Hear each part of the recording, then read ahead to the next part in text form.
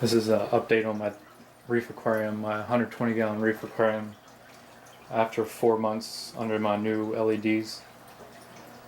Just to let you know that the LEDs are doing great, but I did have a problem with my tank and I lost a couple corals. This is what happens when you don't maintain your tank and then you go somewhere and something bad happens to your tank. Got a real bad algae outbreak. I got hair algae growing everywhere. See it growing all over my live rock.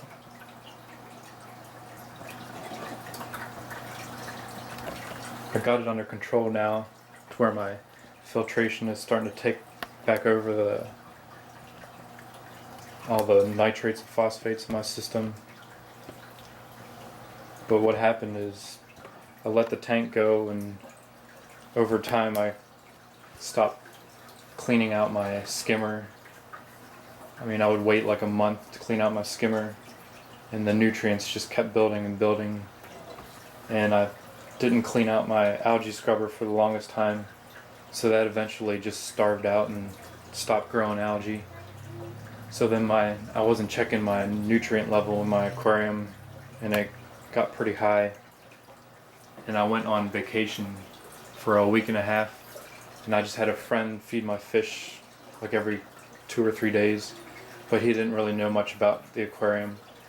And my fairy wrasse jumped into my overflow, and then it was stuck in there, and it died eventually, and then got sucked up into the U-tube, and it stopped the flow of the U-tube, it stopped the siphon, and my tank just stopped flowing down into my sump.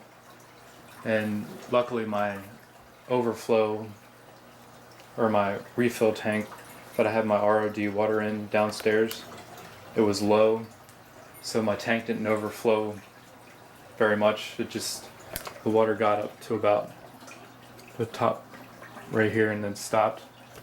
And then since my top off system didn't have any more water in it, I have a float switch that turned off my circulation pump.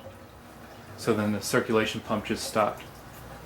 So for about a week there was no water going through my filtration at all, and the only thing that was running was my power heads in there and my heater. So everything lived through it, but I had a huge algae outbreak and my nitrates were up to about 30. My phosphates were pretty high, and I lost 3 corals out of it. My SPS's that I bought off the diver's den, I lost all 3 of those. They completely bleached out white. But all the corals that I had in my tank already, they lived. This one down here completely bleached white, but it's already getting its color back. And then my Sunset Monty completely bleached, but that one's starting to come back too. So now that I've got my filtration back in order, I got my nutrients back down to 0, and the hair algae is starting to slow down, but it's still taking a while to get my tank back to where I wanted it. But I was pretty pissed off about losing my SPS frags that I bought off of Live Aquaria. But that just shows that it is worth spending the extra money and getting aquaculture corals, because they're a lot more hardier and can handle a lot more different parameters of your water. Because all my corals that I had in my tank, they all lived through it fine, and not the nutrients were up to 30 parts per million. That's pretty high for the corals. So after that happened, I added my 30-gallon tank, and I put a deep sand bed in there to help control my nutrients. I still have my bio pellets downstairs in my sump, which they're working fine, but I wanted something a little bit more just to keep the nutrients down in my tank. And since I lost all my coral frags that I just recently bought, I decided I'm just going to hold off for now and not buy any more SPSs until my tank is matured back and everything's in working order.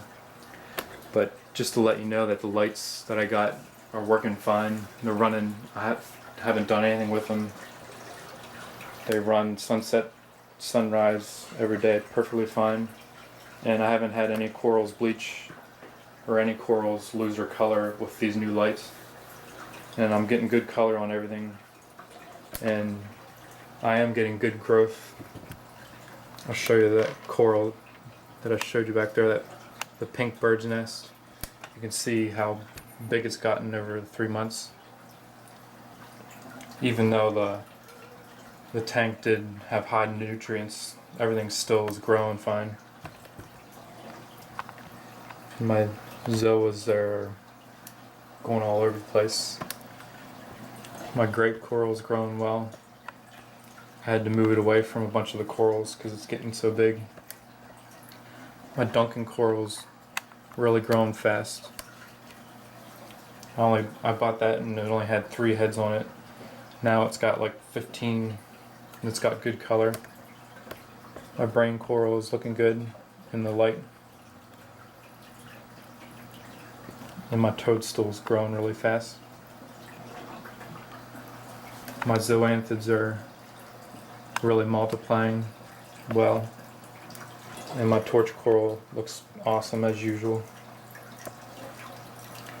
I broke my green bird's nest when I was cleaning out the tank. So I got a couple frags from that back in the tank. So hopefully everything will get back in order and start looking a lot better. But if you guys are wondering why I have a lionfish in a 30-gallon tank, I always wanted to have a lionfish in my reef aquarium, but heard that it's really hard to keep them in a reef aquarium. So I'm gonna give them a try and see if I can get them to go in my reef aquarium. Right now I just have them in the small tank because I'm trying to teach them to eat silver sides, so I don't have to keep going out and buying live fish to feed them. So far I cut up a silver side, and to make it look like it's swimming, my tank overflows into my 30-gallon tank, and then the overflows down into my sump in my basement. So all the water is tied into my sump down the basement. So what I do is I put a silver side in the siphon tube here, and it goes shooting out into the 30-gallon tank. So he thinks it's a live fish and he'll eat it. So I'm hoping I can get him to feed on frozen silver sides, so I don't have to go out and buy live fish from the pet store. And then once I get him trained on silver sides, I'm going to put him in my 120-gallon tank. And I'm going to put my smaller fish, like my little clownfish, and then I have a hell freaker firefish in my tank, and I'm going to put them into my 30-gallon tank and put probably a bubble tip anemone in there, because I was never able to keep an anemone in my big tank. I'll show you guys how he feeds on frozen silver sides. I think he looks really cool, and I always wanted a lionfish in my reef aquarium. All my other fish are big enough that he won't eat, so I'm hoping he'll be able to do alright with the flow in my reef aquarium. I have a couple dead spots in my tank, so I think he'll find spots where he likes, because I know they don't like a whole lot of flow. I'll show you guys how I trained my lionfish to eat frozen silver sides. Since he's not real big yet, all I do is cut down the silver side, so it's just the head, and then thaw it out in the water. He sees it already. He knows he's getting food. See him following it.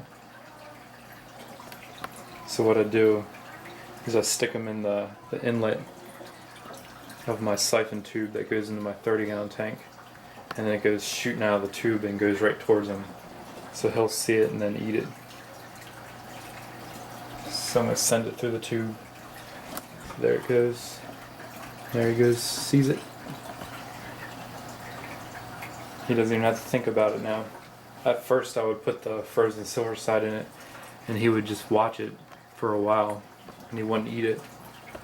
But now he's used to it and he'll eat the frozen silver sides right away. So now I don't have to feed him live goldfish and mollies from PetSmart anymore. So soon I'm going to be putting them into my 120 gallon tank and then switching my little fish into this tank. The biggest problem is trying to catch the little fish in my reef aquarium and trying to put them in my 30 gallon tank. So I think I'm going to get a trap and try to trap my clownfish because they're too fast to catch with a net. But if you guys have any questions about the lights or anything that I'm doing in my tank or my filtration, just let me know and I'll get back with you. So I'll do another update whenever I get my lionfish into my aquarium, show you how he's doing. Right now I have my pumps set up. The one on the right here turns on for 6 hours and then it alternates, and this one turns on over here for 6 hours. So that gives spots in the aquarium with low flow for my lionfish. And I don't have anything in the tank that the lionfish will harm. He won't mess with the corals or anything. And all my tang and my coral beauty and all those fish are big enough that he won't eat. Even my mollies, my 2 mollies that I have in the tank are way too big for him to eat. So he should be alright in my reef aquarium.